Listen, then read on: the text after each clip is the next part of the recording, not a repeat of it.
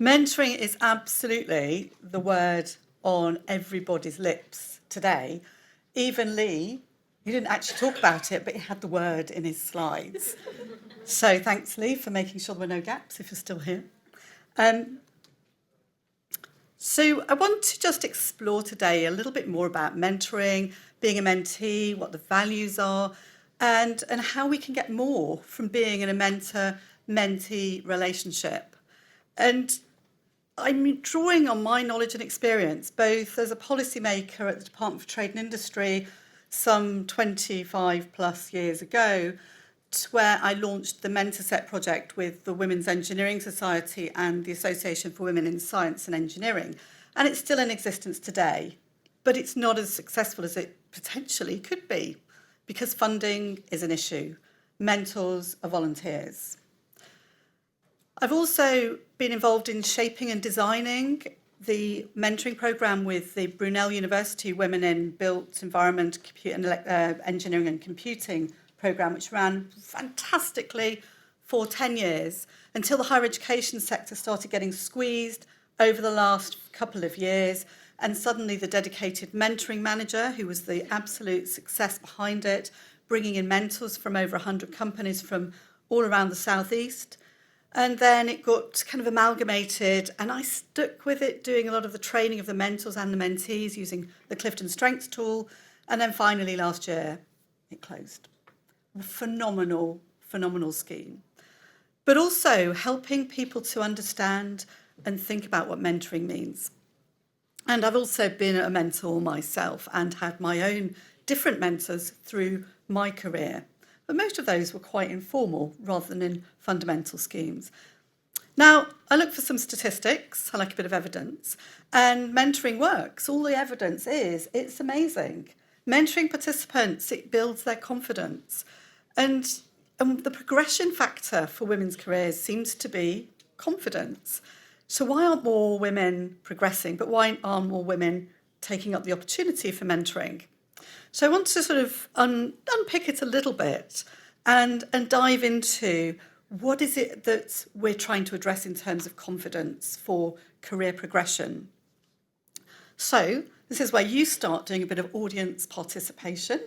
Okay, so if you were thinking about the number of words that you have that you don't like about yourself, things you want to fix, anybody got 3 words?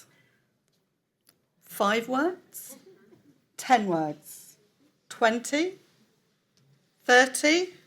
Anybody got 30 as a limit? 40, 50? Is anybody up there in quite a long list of things that they could fix? Lots of people nodding around the room. How many words have you got to describe the essence of how amazing you are? What is it that makes you sing? What is your power? What is your edge? So we got to 50. 50? 40? 30? 15? 10? 5? I had somebody say none once.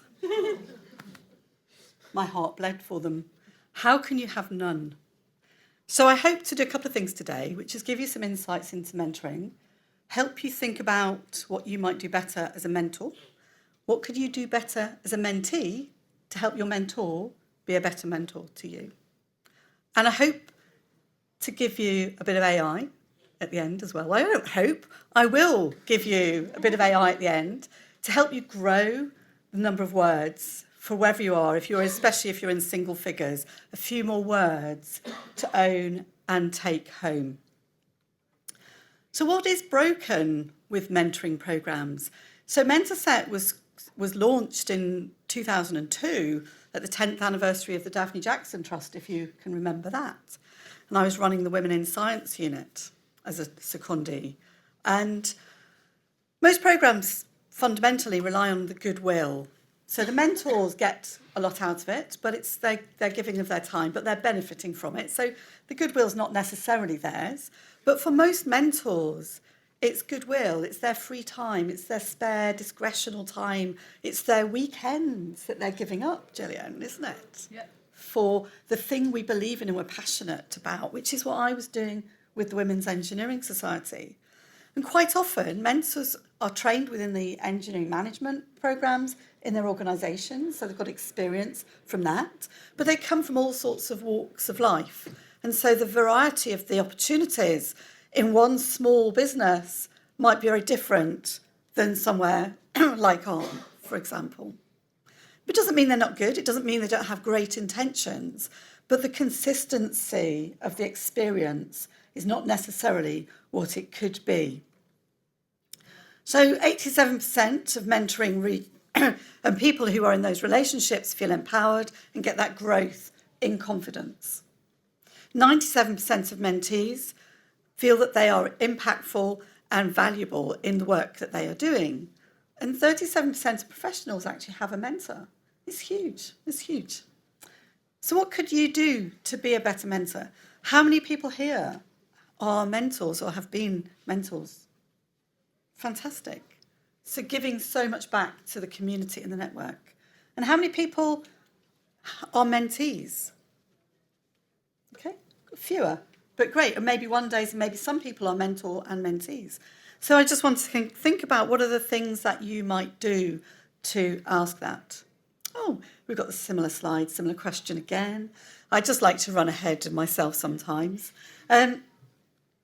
So what are the typical mentor skills that you might get when you get accepted onto a mentoring programme? You might be given introduction to listening. Quite often when I ask people what do they understand about listening, the first question, it's a bit like watching QI, and it's got active listening goes, up on the screen when it's is that the thing you want to be doing? And then when I try and say, well, what is active listening? Oh, eye contact, nodding your head, going, showing you're interested. But I want to push you and say, but are you listening deeply? Are you listening intentionally? And how could you listen better? I always like to, if I ask a question like that, give you something. So I direct you directly to the website of Oscar Trimboli, oscartrimboli.com, who was a Microsoft executive. And Oscar, apart from having the most amazing, wonderful Australian accent, has done quite a lot of research and in chats with people into what is deep listening. How do you stay connected to the person that you're listening to? And he has a lovely 5-model version. He's written a book, of course. He's got a graphic version of it for those who don't like to read. But it takes you through that listening process. And he also has a quiz, the listening villain quiz. I used to call it, before I met Oscar, I used to call it conversational top trumps. Somebody tells you something and you're immediately looking and thinking about, oh, I've got a story about that. Oh, I know someone who crashed on that road. I know someone who had that illness. So you're not present, you're not listening to the person you're listening to, you're in your head. So the first thing about listening is self-awareness, getting out of you, knowing what your listening villain is and how you can move forwards. Asking great questions. Straightforward, isn't it? We had the 5 or 6 W's and the H. What happens when somebody asks you a question that starts with why? Immediately, you're feeling like you're being judged. Have I done something wrong? Why did that happen? Why is that like that? Suddenly, you go into the defensive mode. Simplest tip I can give you for better questions, start with what. It shifts the whole dynamic. And if you're a manager, I point you to The Coaching Habit by Michael Bungay-Stanier. It's got 7 lovely, simple questions. And the lazy question, if somebody asks somebody about a problem, what's the problem they've got? Well, what do you think you could do? They'll give you something. And what else? AWE. Just ingrain it on the back of your eyelids.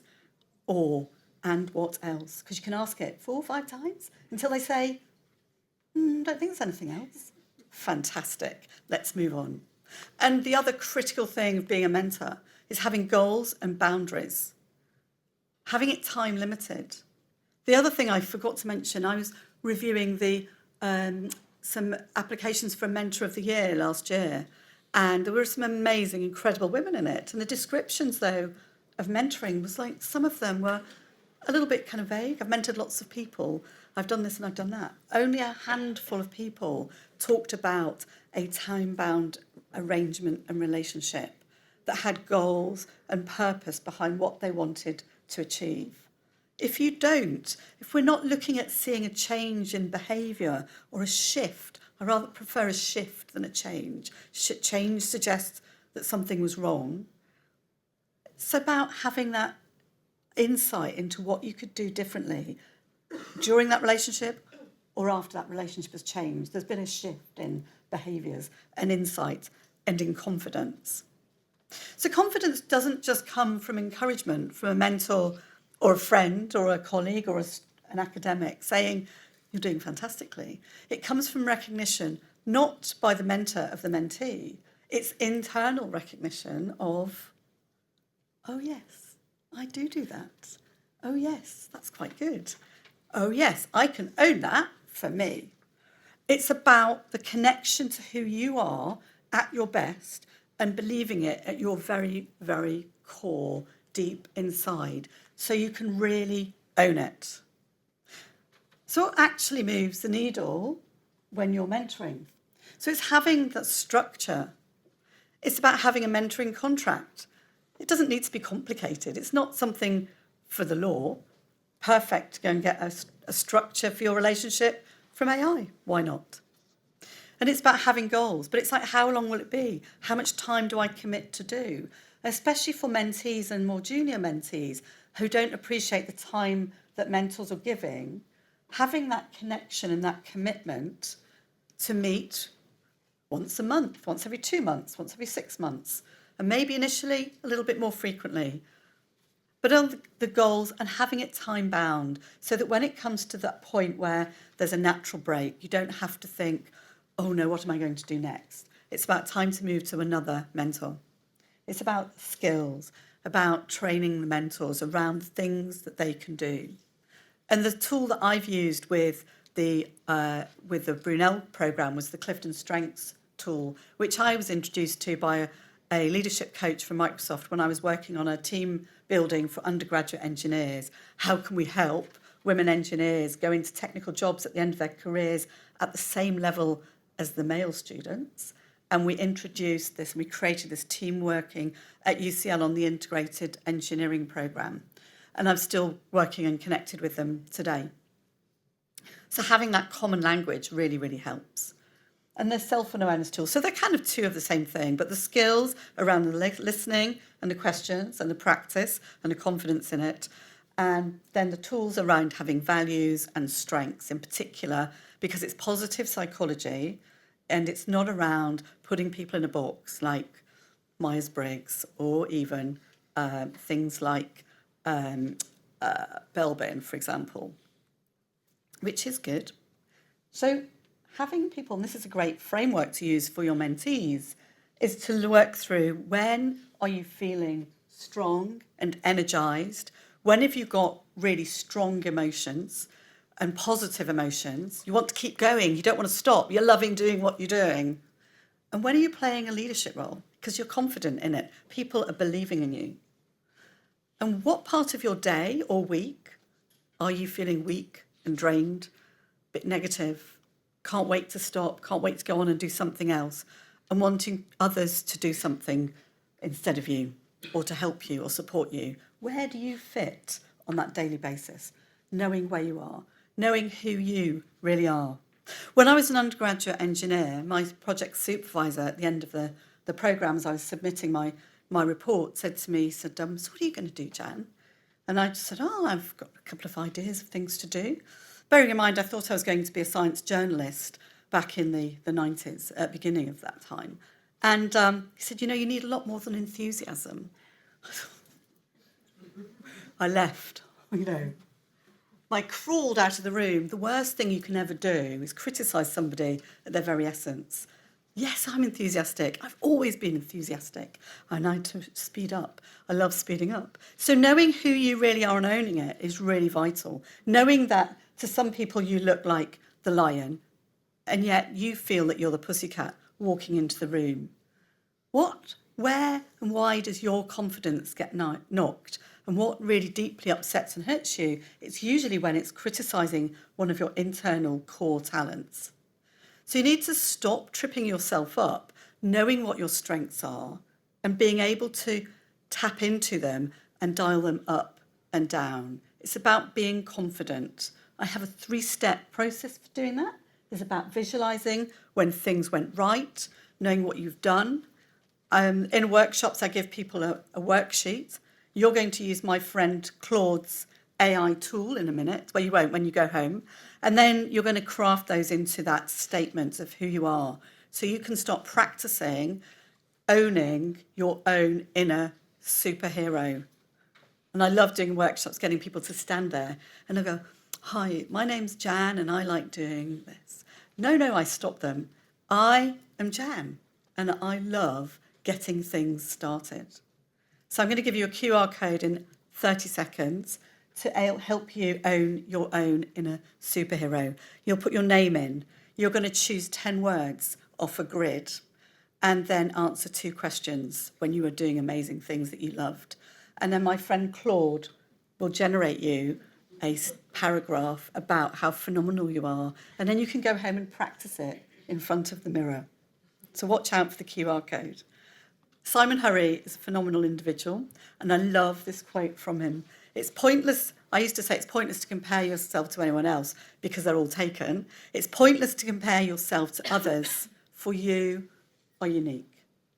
Value your uniqueness. There's your QR code. And there's also a bit.ly link, Inner Superhero, which might be easier to type. And I think Gillian's going to put it available later on outside. I was going to do a live demo, didn't think we had enough. So hopefully I've finished not too late and I'm on time. Thank you very much.